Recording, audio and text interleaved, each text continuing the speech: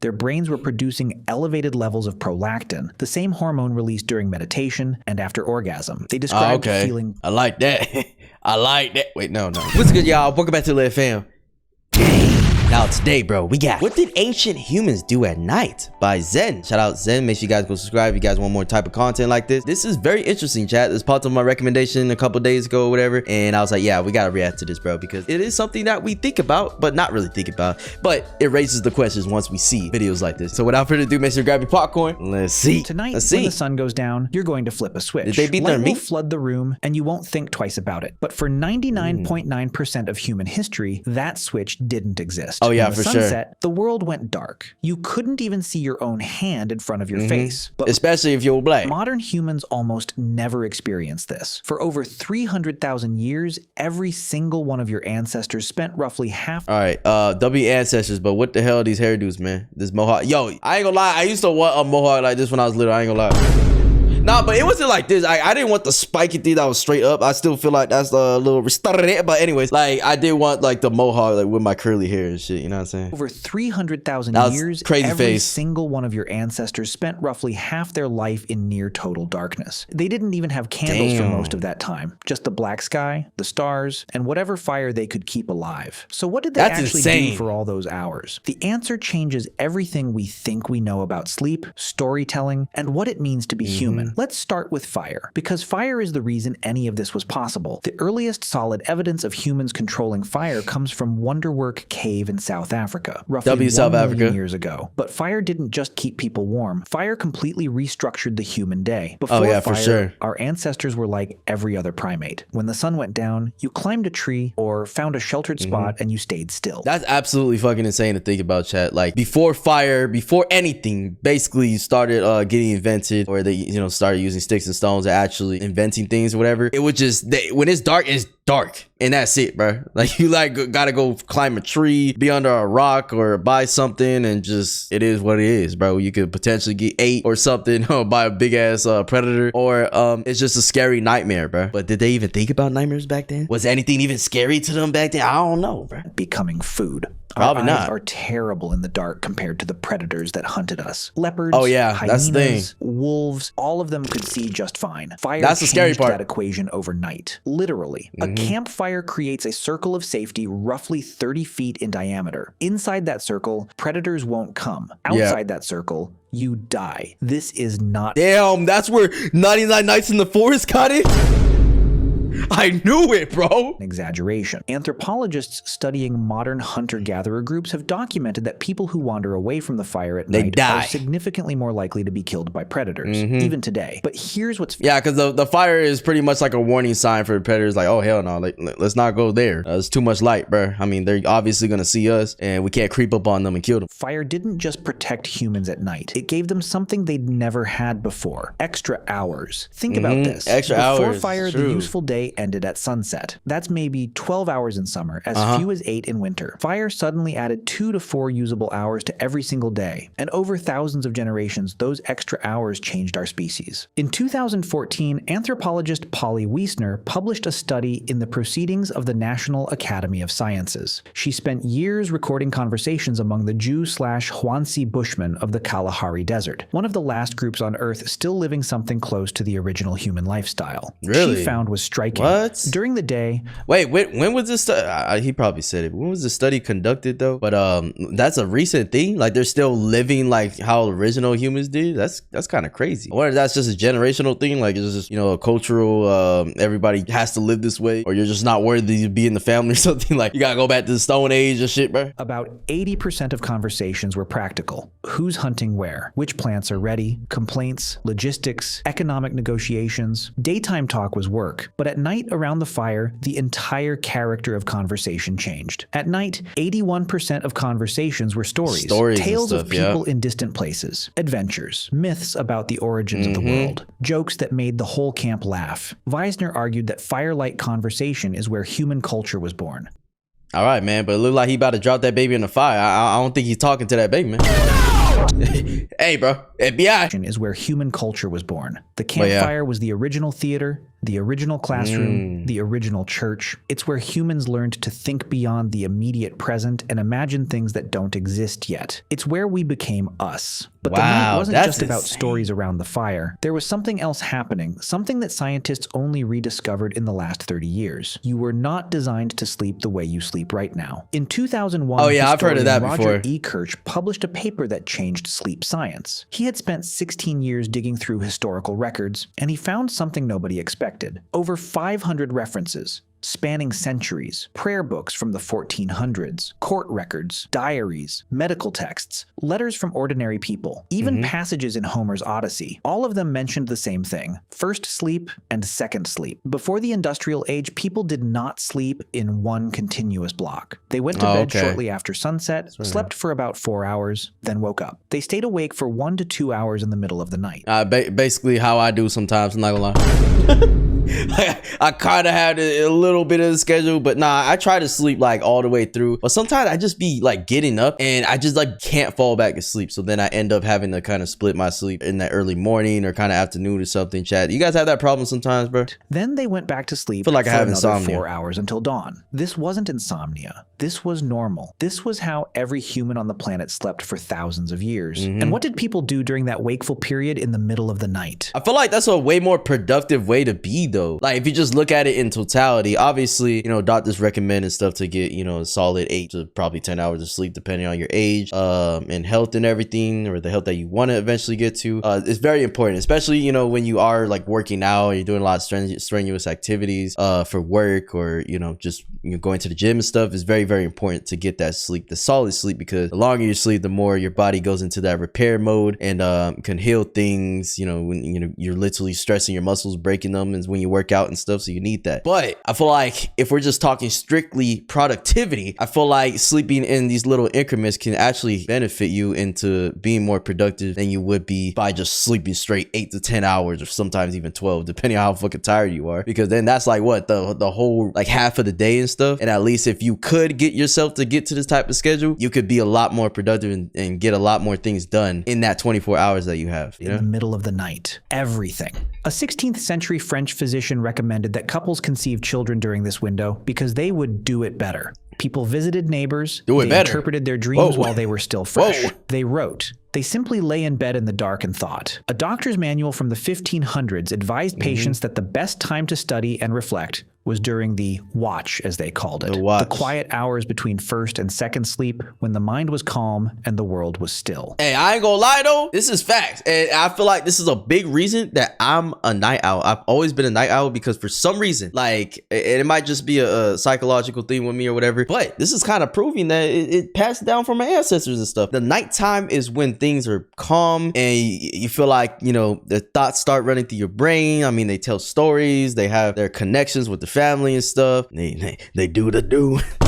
And I say make the babies and shit. And yeah, you just have that like kind of rush of wanting to do more things, you know? Like, you know how sometimes it's like 2 a.m. or something and you randomly start watching those motivational YouTube videos and shit. And you just get like super motivated and you're ready to attack the next day. You want it to come so fast because you already know the plan that you want to do and everything. Yeah, I feel like I genuinely work better at night in terms of just what I do, obviously for entertainment and recording videos and stuff, but just like just the thoughts and stuff and being able to just sit down and think everything through, or even plan for the next day or for the next week and stuff. Like the nighttime is just, it's just different. Like it just feels nice, you know? And the daytime is like, okay, I got to get shit done, you know, and regular errands, just the daily activities that you do, you know, spending time with family or, you know, having to go to work, doing different things like that. You just do that during the day. Like the day just feels like a mechanical being, just like, this is what you do and that's it. But at nighttime, it feels a little more free spirited, free bird, if that makes sense, you know? Like everything just comes to you at night, at least for me. Now, historians had been reading these references for centuries, but they kept translating first sleep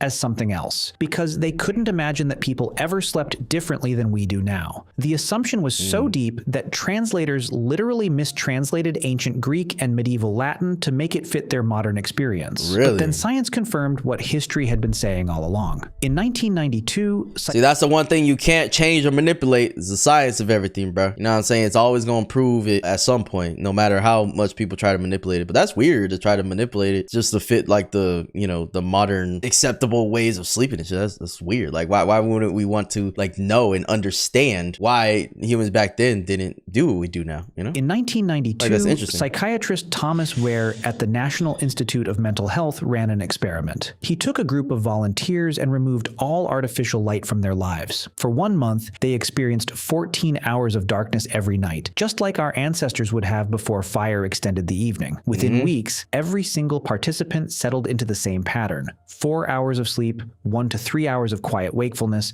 then 4 more hours of sleep. Nobody told them to do this. Nobody suggested it. Their bodies just did it, as if some ancient program had been waiting inside them the whole time, buried under centuries of artificial light. Ware measured their hormone levels during the wakeful period and found something remarkable. The participants were in a state unlike any normal waking state. Their brains were producing elevated levels of prolactin, the same hormone released during meditation and after orgasm. They described feeling... I like that. I like that. Wait, no. Orgasm. No. They described feeling like that. peaceful, reflective, almost meditative. It wasn't just a gap in sleep, it was its own distinct state of consciousness, one that most modern humans have never experienced. So what killed it?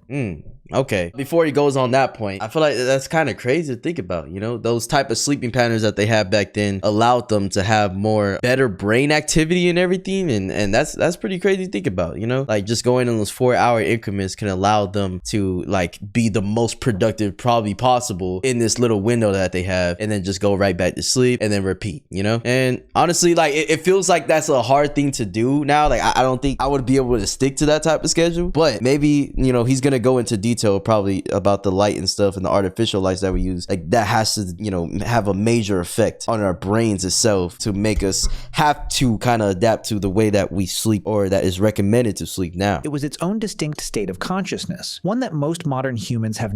In the 1600s, cities began installing street lamps. Paris was one of the first under Louis XIV, who wanted to reduce crime. London followed. The night, which had been a place of danger and fear, slowly became navigable. Then came cheaper candles, then gas lamps in the 1800s. Then, in 1879, Thomas Edison commercialized the electric light bulb, and within a generation, the night as humans had known it for 300,000 years was gone. Completely and here's changed. the part nobody talks about. The word curfew comes from the French couvre-feu. It Couvre-feu? literally means cover fire. In medieval towns, a bell would ring at night, signaling everyone to cover or extinguish their fires. Not because of safety, because night was supposed to be dark. Night was when you slept. Night was when you were vulnerable. For most of history, being out at night was suspicious. In many medieval European cities, walking outside after dark without a lantern was literally illegal. Night belonged... What? That was illegal to walk outside without a lamp? Maybe because they find it as like a threat or something, like you're trying to sneak up on the army or whatever back then. I could kind of see from that perspective, but that's crazy. Like you go outside, you get arrested for fucking just simply going out and getting a fresh breath of air. Lantern was literally illegal. Night belonged to criminals and the supernatural. People feared it in a way that's almost impossible for us to understand today. And then we conquered it. We flooded it with light, and we thought that was progress. But here's what we lost. Modern humans are exposed to artificial light an average of 7 to 8 hours after sunset. This light, especially the blue light from screens, suppresses your body's production of melatonin, the hormone that regulates sleep. Your body doesn't know the difference between a light bulb and the sun. When light hits your retina at 11 p.m., your brain interprets it as daytime. It delays melatonin. Yeah, that's probably why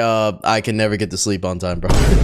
It takes me forever to get to sleep because first of all, I mean I have these big ass shiny lights so that, you know, I can record video and stuff. I'm looking at the computer a lot, whether I'm recording, editing, or anything, or just playing games that I do when I record, which takes long times and shit. And then on top of that, I go to my room and then I'm most likely like watching YouTube and shit on my phone or on the TV. So yeah, that's why I'd be screwed. I'm not gonna lie. Melatonin release. It fragments your sleep. It disrupts the circadian rhythm that evolved over millions of years. Researchers have found that people who go camping for just 1 week with no artificial light at all have their melatonin cycles reset by nearly 2 hours. Their bodies start producing melatonin at sunset instead of hours after it. That's all it takes for 300,000 years of programming to reassert itself. We didn't just change when we sleep. We eliminated an entire phase of human consciousness. That quiet, reflective state between first and second sleep, the state that Ware's subjects described as peaceful and meditative, doesn't exist anymore for most people. Instead, we have insomnia, and we treat it like a disorder. But what if it's not a disorder at all? What if waking up at 2 a.m. a.m. and lying there in the dark isn't your body malfunctioning? What if it's your body remembering what it was built to do? For 300,000 years, your ancestors spent their nights in a rhythm that modern